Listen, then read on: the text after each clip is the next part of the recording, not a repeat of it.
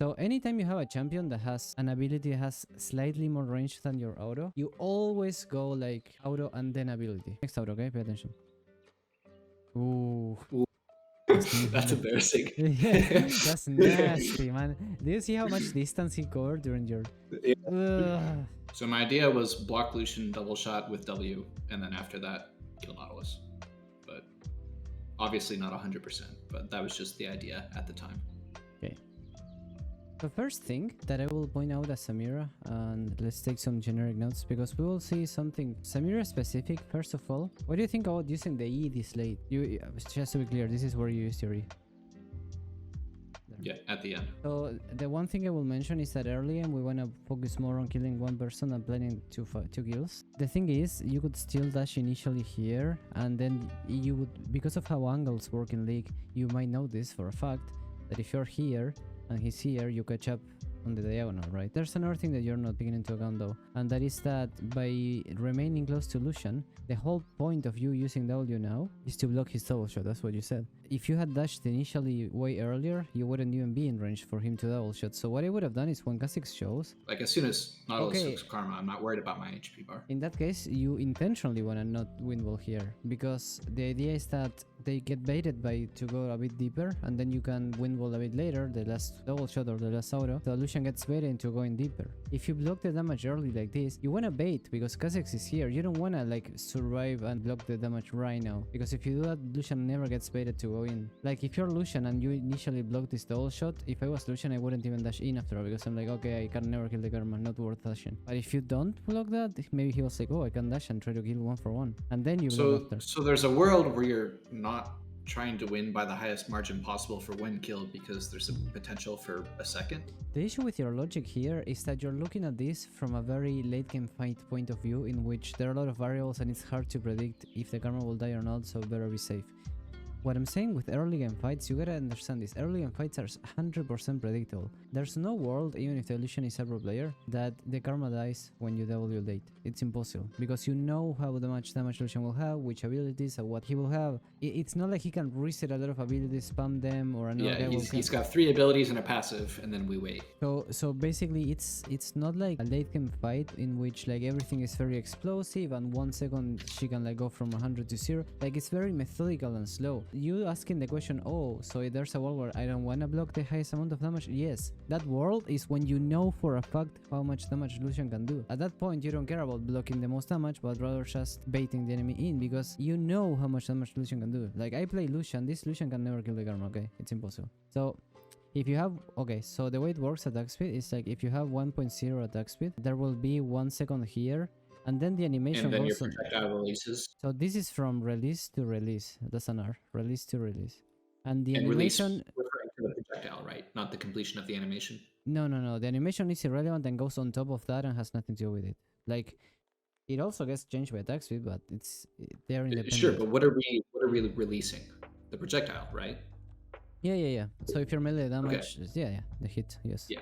Real way you see it is it's the moment. I think that the technical definition is the moment where the auto attack is not dependent on your champion anymore, meaning if you die it will still hit. Yeah, could auto attack there. Then we also did an auto attack after. It took a long time to auto. Look at that. Look at the time it took for waiting one auto and the other, and there you have.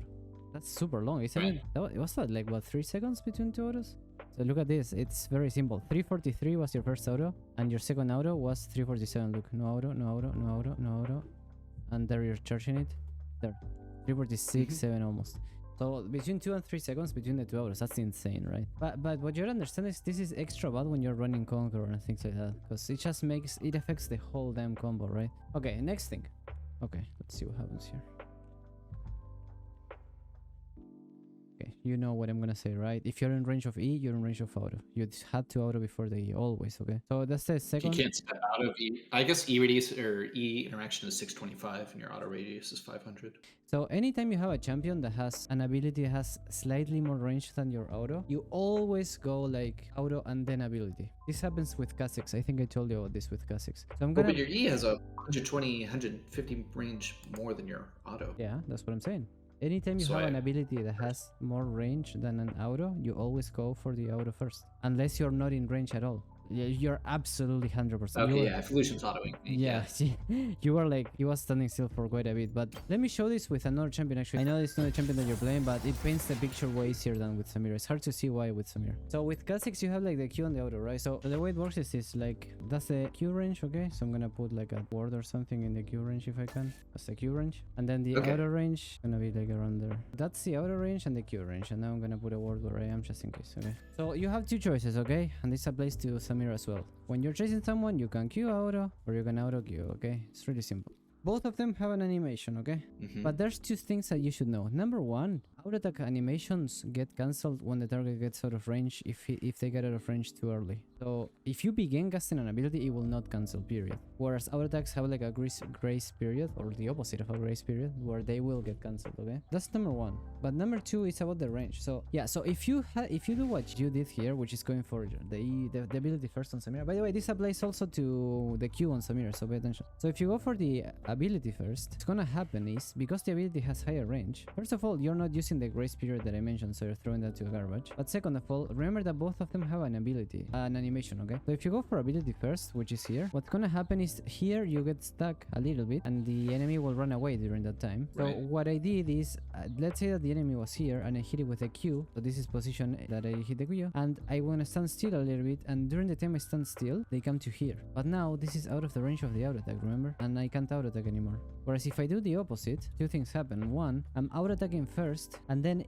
even if my auto attack makes me stand still, I'm still in range of the ability now, so I can still Q. And second of all, because I'm closer when I use the auto attack, like the ability that you use first is the one that you're gonna use when you're closer. I am making sure that I don't cancel the auto due to a gracing period thing. Long story short, like with Kha'Zix, when you're chasing this guy, for example, if this is a champion, you always make sure that you auto first, like that, and then Q. So see how I can still Q after? Whereas if I go for Q first, but I do it at my auto attack range, like let's say I Q here, sometimes if the guy is really fast, there, see I can't auto, see how I couldn't auto for it? Yeah. So that's because both have different ranges. So you always go for auto attack before ability. Most abilities in the game, you can't really cancel the animation very well. Like if I go for Q first, see how I do the full Q and then auto, right? Whereas if I auto first, I can cancel the auto attack animation and then Q like that, right? So the idea is that that's the other thing. So if you're playing the Samira, if you go for E auto attack, obviously you didn't auto attack for it, but the rule is if you can E as Samira on someone, almost always you could have auto attacked and then E, and it's always better.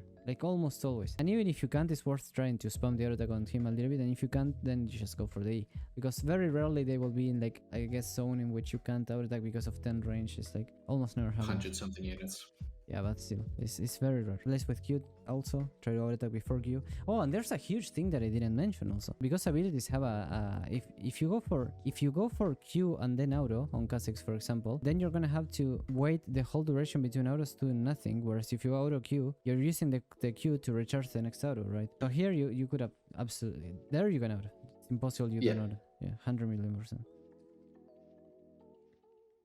I like that you're using the W after combo, not during the dash. I like that a lot. I do that too. In early game, I do that a lot. So that you actually block something and find it better. No. Ooh. Do you see how long you stand still in that auto animation? No cancel at all? I did not. Next auto, okay? Pay attention. Ooh. That's embarrassing. Yeah, that's nasty, man. Do you see how much distance he covered during your...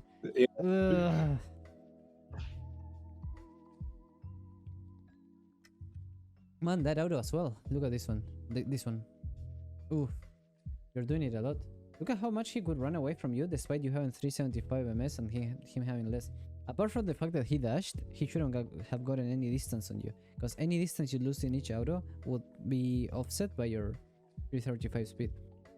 But yeah, most of these autos, I think out of 10 autos, you properly canceled like 3 or 4. A lot of them were really rough. It's funny, I neglect like practice on Samir because I get so concerned about playing around my level ups, but I'm like, oh, Samir's not an attack speed champion, I'll just work on it with Jinx and Ashe, and then for her, I'll work on other stuff. It's autos that are hurting me here. Yeah. I think Samira has one of the biggest differences.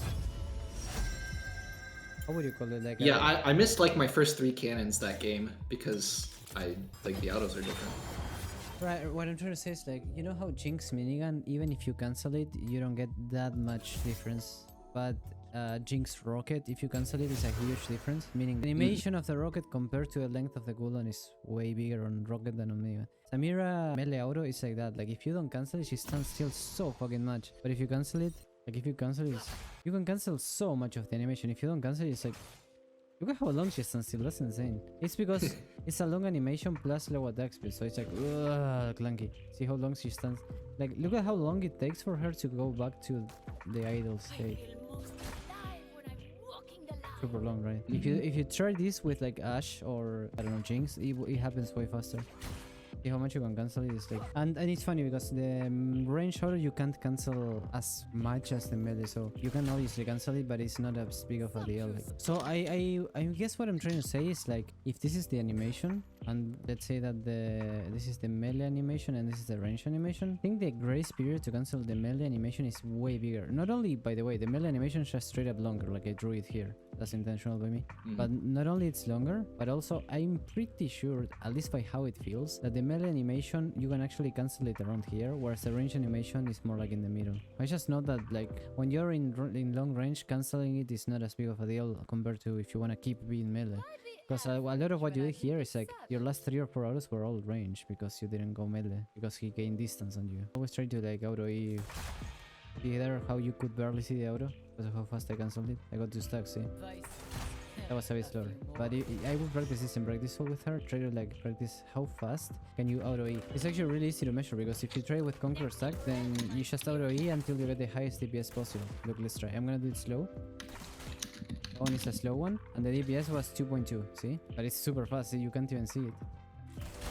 That's what you gotta practice. That's how it should look when you're chasing someone. Yeah, I did not know you could release it auto that fast. Yeah, it helps a lot because you stand still less, you stack the Conqueror and the ult a bit longer. I mean, this is the whole way I discover my combo, because I realized that you can throw the auto so fast that the E will land earlier, right? That's the whole point of the combo. See how fast it can be, right? So that's something I would practice if I was you, because even with W, you should have done that. Remember when you told me, oh, did I have time to W? Yeah, look at how fast you can auto W, look. Okay, yeah.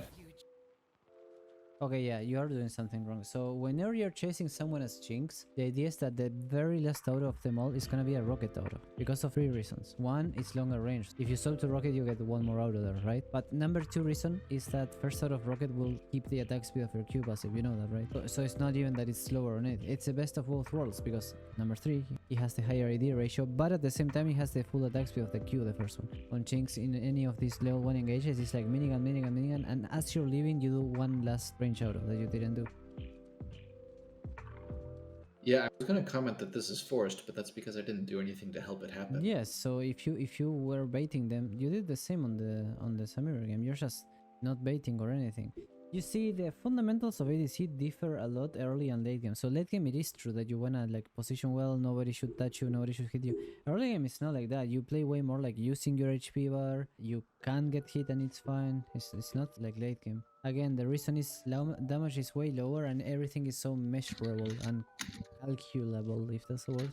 It's funny because I had a student, well, not a student, there was this guy that wanted me to review one of his early games on, I think it was Jinx, same as you. But he did this exact same mistake you did on the gun. He had the exact same play. In that bush, same thing. Like, there was a jungle coming from his team. He didn't use his HP or go in. And he was like, you know, this rule of like playing behind and being safe. If there's your jungle coming, just let them hit you and stuff. Use your HP. Happens. I'm honestly chill with this happening, like you just farming. That's better for you than it is for him, in my opinion. I feel like it's better for them since they have Zillion. It's Jinx? I don't know, man. I think so.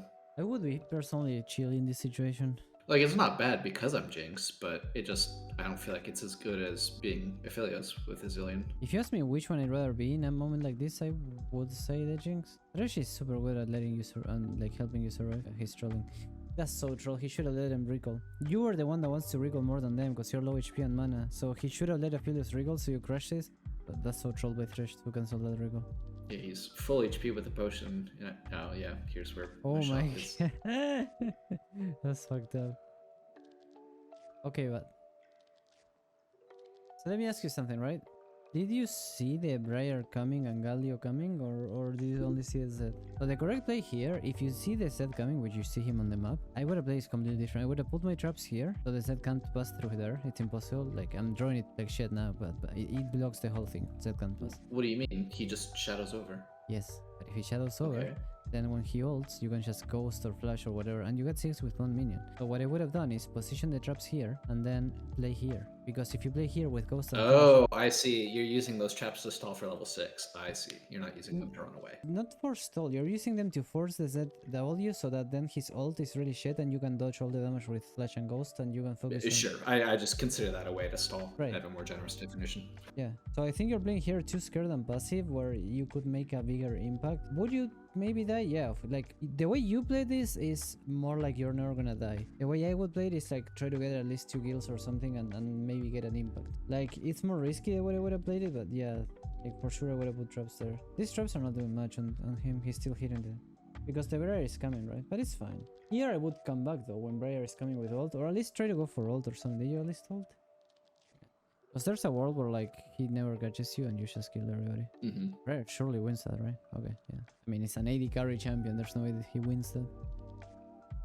You do this so often, man, that like if the jungle's there, then the safest thing to do is spam autos on the wave so it dies faster. 2 reasons. You wanna reduce the chances of him hovering, like sniffing on you there. But the other reason is like, if you don't hit this wave, then it bounces back because it will hold the blue wave. Now, Zilean is hitting it like an idiot, but in most cases you wanna kill the wave as fast as possible so it doesn't bounce to them. Because if you hold it here and Zilean didn't queue, then this will bounce to them and now the Viego can gank you. See, because it's held here, see? So you need to kill the wave as fast as possible so it doesn't bounce like that.